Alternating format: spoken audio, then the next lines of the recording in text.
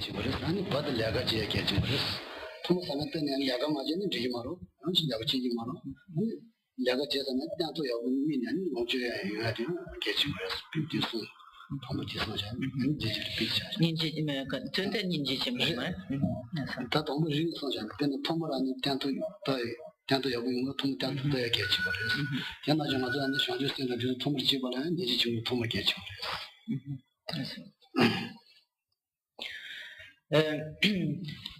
Donc, comme il quand est tôt, j'ai dit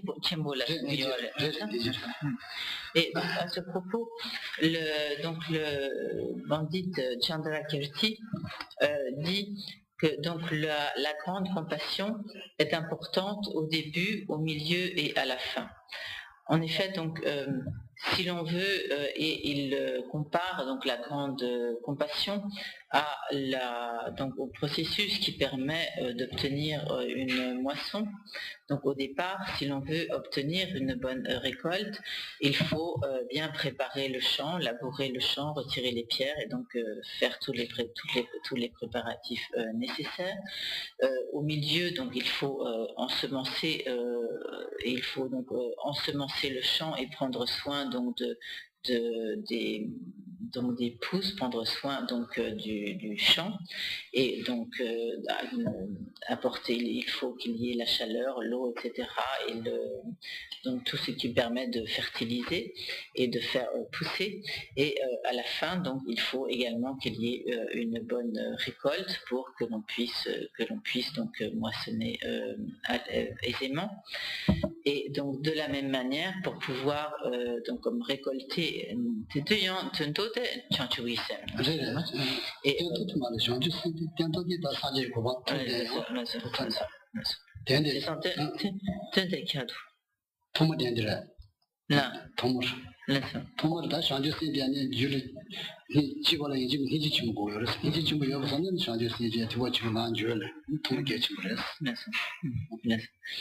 Et donc, au début, de la même manière qu'il est nécessaire de préparer le champ, il est indispensable de développer comme la base de la grande compassion.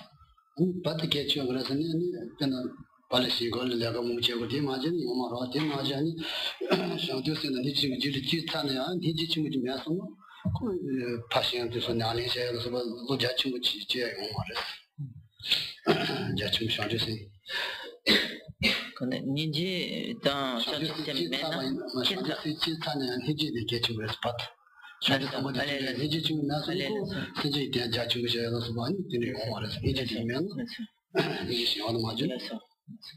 Et donc à l'étape intermédiaire, donc de la même manière qu'il est important d'apporter au champ tous les soins nécessaires pour faire pousser donc les semences, même une fois que l'on a développé l'esprit d'éveil sur la base donc, de la grande compassion, cette grande compassion demeure toujours extrêmement importante, car c'est cette grande compassion qui va en fait comme permettre le développement de toutes les pratiques, qui va permettre d'orienter toute notre progression vers la réalisation du bien d'autrui et vers le but de l'élimination de toutes leurs souffrances.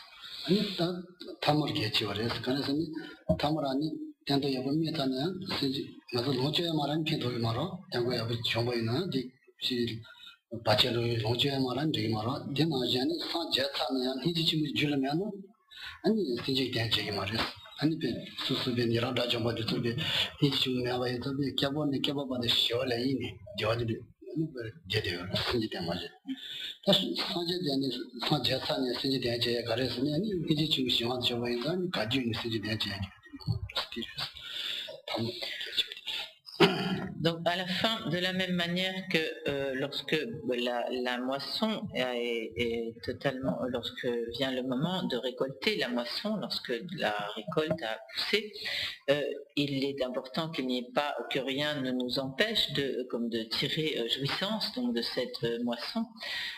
Et donc de la même manière, la grande compassion est extrêmement importante, même lorsque l'on atteint le but ultime de la réalisation de l'état de Bouddha. En effet, si les Bouddhas étaient dépourvus de cette grande compassion, alors ils demeureraient dans la grande félicité de la bouddhéité, mais ne déploieraient pas toutes leurs activités pour soulager tous les êtres de leur souffrance et pour libérer tous les êtres de leur souffrance. Et ce qui fait donc qu'au contraire, les Bouddhas agissent continuellement pour libérer les êtres de leur souffrance, les soulager de toutes ces souffrances. C'est grâce à la grande compassion.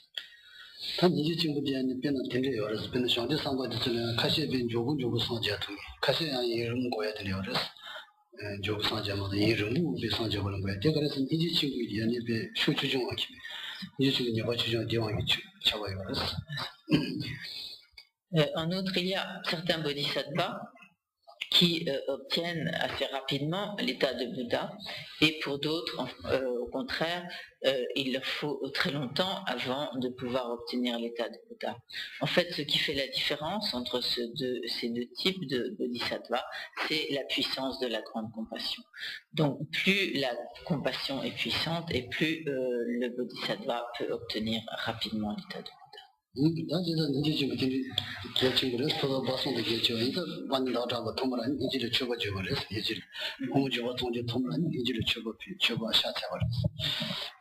Et donc parce que cette grande compassion est si importante au début, au milieu et à la fin, donc que le grand maître Chandrakirti rend hommage à la grande compassion.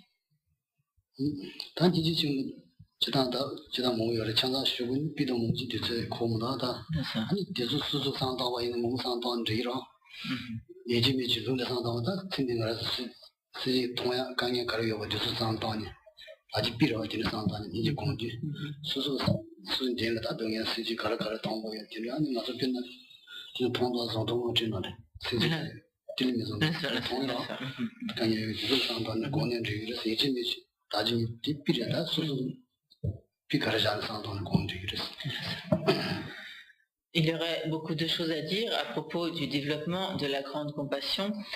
Toutefois, nous pouvons aisément alimenter toutes nos méditations par tout ce que nous pouvons observer au quotidien, par toutes les situations de souffrance dont nous pouvons être soit directement, soit indirectement témoins. Et notamment, lorsque nous voyons les actualités télévisées, nous ne manquons pas d'occasion de voir d'innombrables, lorsque nous regardons la télévision, pas seulement les actualités, mais non, tout ce que nous pouvons voir à la télévision, nous pouvons constater d'innombrables situations de souffrance propres à faire naître notre compassion. Donc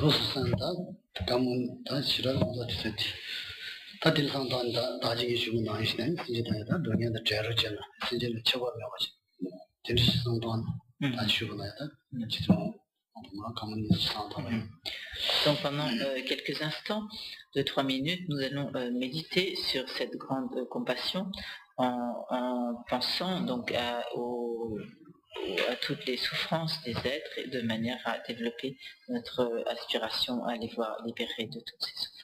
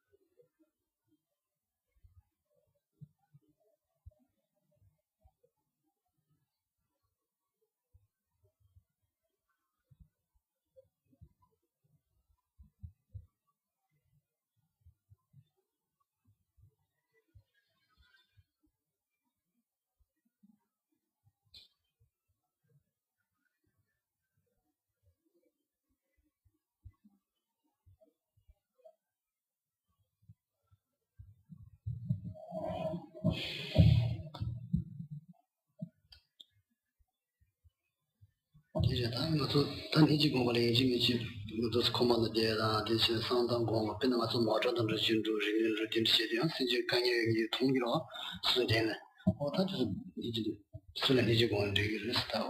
이제 내가 좀 마시고 이제 통일어 강의 얘기입니다. 다 이제 통일어 한데 어디들 나서 다들 등에 자료 지마를 상바인 수수 이제 공편로를 전화 좀 자사기로 Nous avons de multiples occasions de méditer la compassion lorsque nous sommes en voiture, lorsque nous prenons les transports, etc.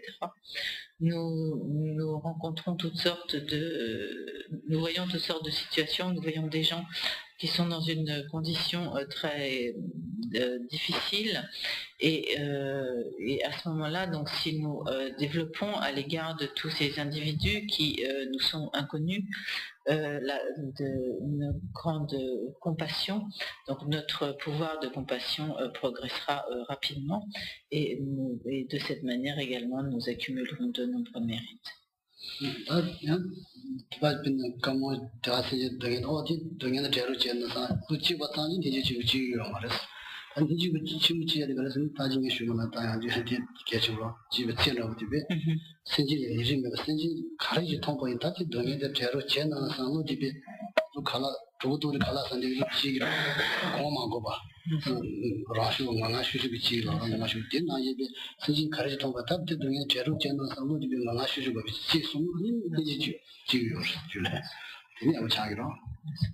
Mais pour développer, donc comme Geshe-la l'a déjà mentionné, pour développer cette grande compassion, il ne suffit pas d'éprouver simplement ça et là de la compassion pour quelques individus dispersés en se disant si seulement il pouvait être libéré de sa souffrance. Donc la grande compassion doit être totalement impartiale et s'étendre véritablement à l'ensemble de tous les êtres et se produire de manière tout à fait comme naturelle et spontanée.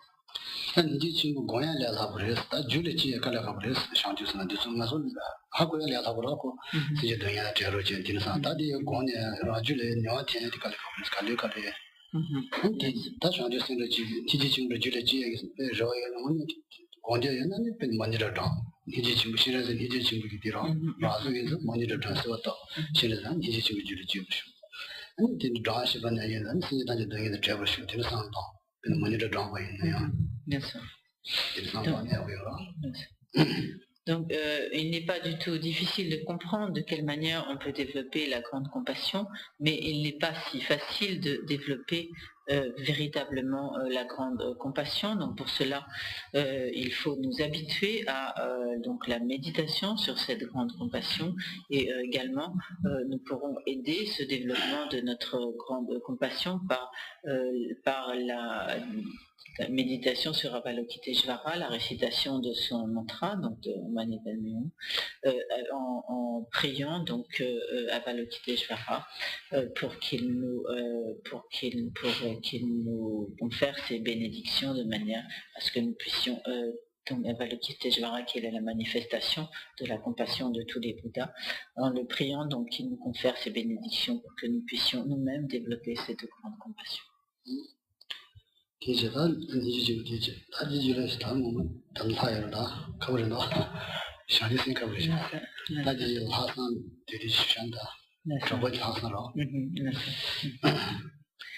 donc, à présent, Geshe-la va parler de la pensée supérieure, qui est donc la sixième des 7 instructions.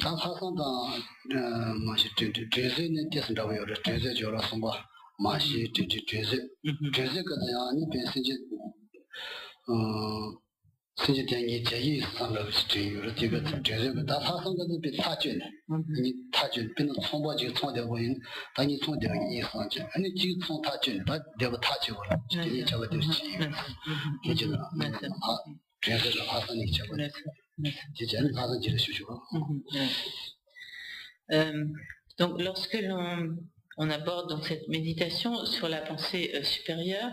En fait, il faut voir que cette pensée supérieure a des similitudes avec la troisième instruction qui consiste à vouloir retourner aux êtres leurs bienfaits, qui est comme une sorte de décision, de détermination à retourner aux êtres leurs bienfaits. Et donc cette pensée supérieure est également une décision, une détermination, un petit peu comme lorsque l'on, par exemple, on conclut un contrat avec quelqu'un ou dans une transaction commerciale et on arrive à un point décisif de conclusion sur les termes de la vente, par exemple, d'achat. Et donc c'est un peu la même chose ici, c'est comme une sorte de conclusion décisive.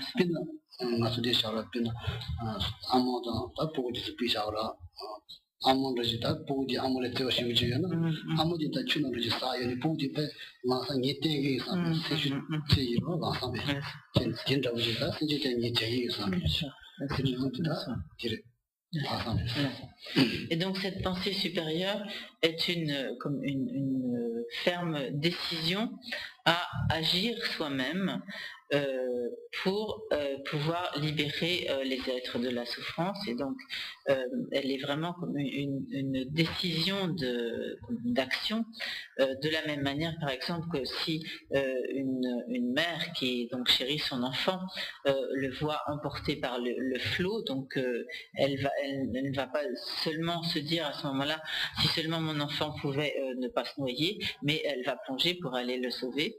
Et c'est un peu c'est la même chose ici, c'est une décision vraiment d'agir par soi-même pour libérer les êtres de leur souffrance.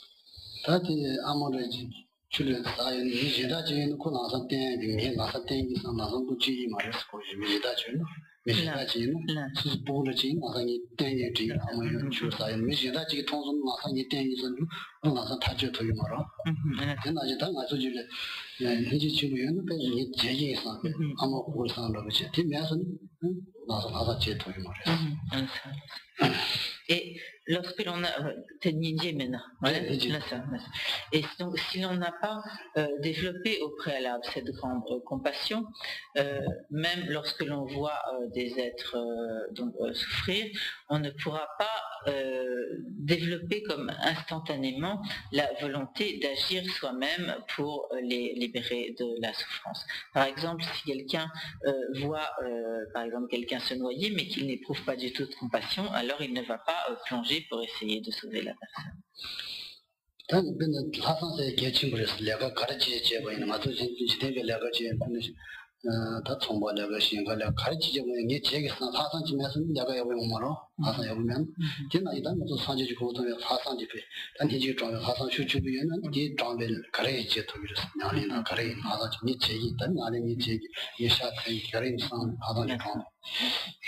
Donc 제가 하삼 세야데 취기지 쌈 말해.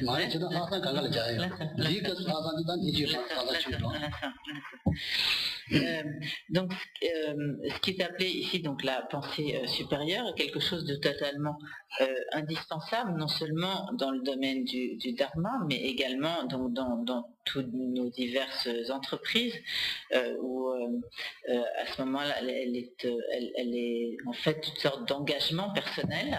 Donc, quoi que l'on fasse des affaires ou que l'on entreprenne, quoi que l'on entreprenne, si l'on ne le fait pas avec un certain engagement, un certain investissement personnel, on a peu de chances d'arriver à l'aboutissement de son entreprise. Et donc, de la même manière, pour ce qui est du développement de l'esprit d'éveil, il est nécessaire que l'on parvienne également à cet engagement personnel.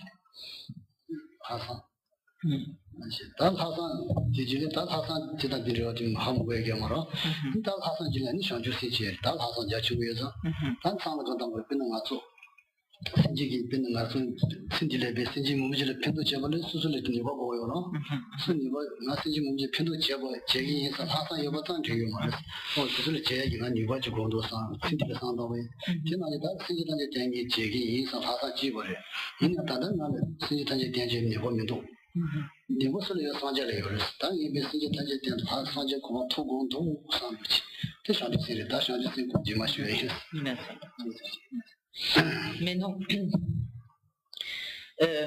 Si par exemple nous voulons agir pour le bien d'un certain nombre de personnes dans notre pays, par exemple, il est nécessaire que nous ayons les moyens de le faire, que nous ayons les capacités, soit les compétences, les moyens financiers ou autres, etc.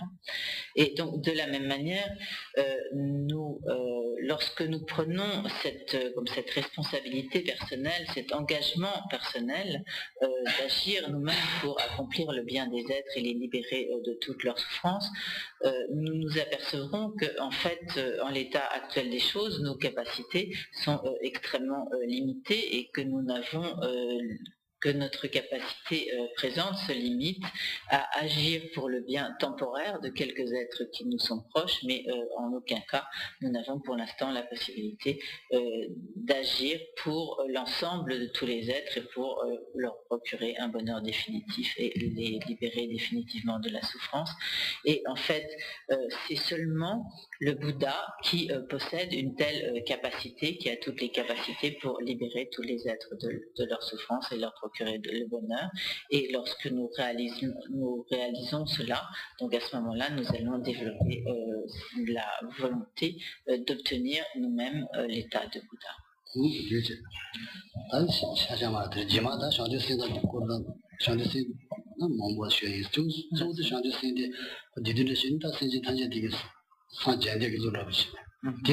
다시 쇼바나 이거 좀 많이 봐. 맞아. 바로 무슨 단지 산자군도 되기라 좀 많이 봐. 다시 너네 두고도선 갈아 하고 선는 거 하시고 지그라 된다지 비슷이 통보네. 아, 신경이 제고 계제로 산자군도 산지.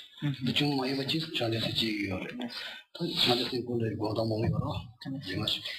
Et donc, Geshe-la abordera ultérieurement les explications sur l'esprit d'éveil proprement dit, mais de manière très, très succincte.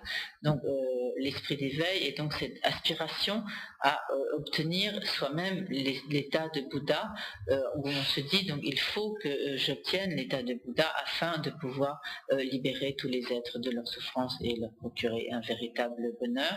Et le véritable esprit d'éveil doit être un esprit d'éveil qui se produit donc de manière comme naturelle, spontanée, sans avoir besoin d'être suscité comme artificiellement, mais qui se produit donc tout à fait naturellement, spontanément.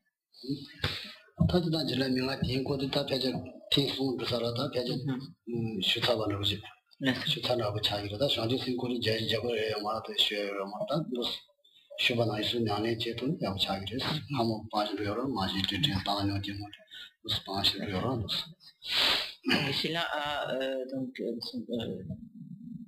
consacré 3 enseignements aux explications sur l'esprit d'éveil, donc à commencer donc par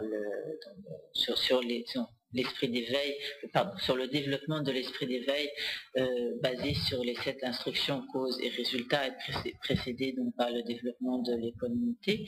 Et il serait bon que de notre côté nous essayons de mettre ces diverses explications, ces divers conseils en pratique.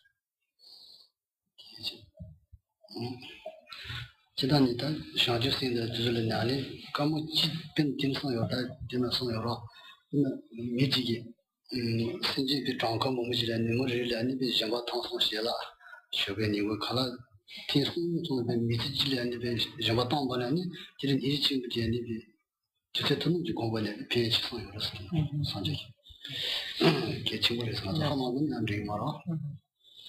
Et il est dit que les bienfaits de la méditation,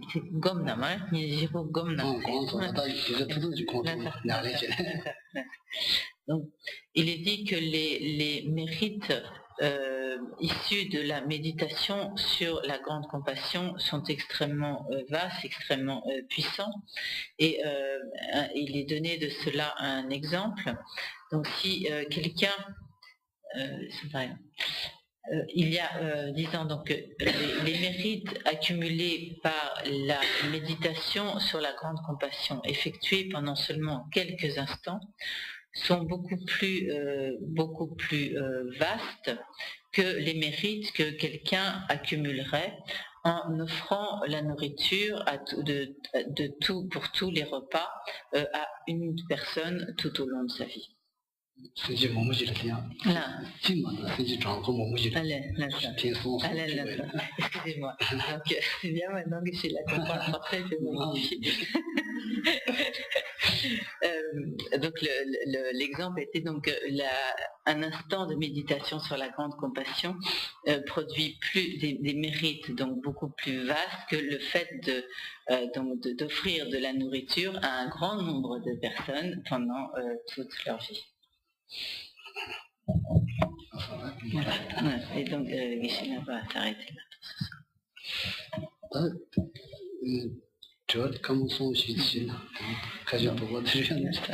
Donc nous consacrerons quelques minutes à d'éventuelles questions, mais pas très longtemps.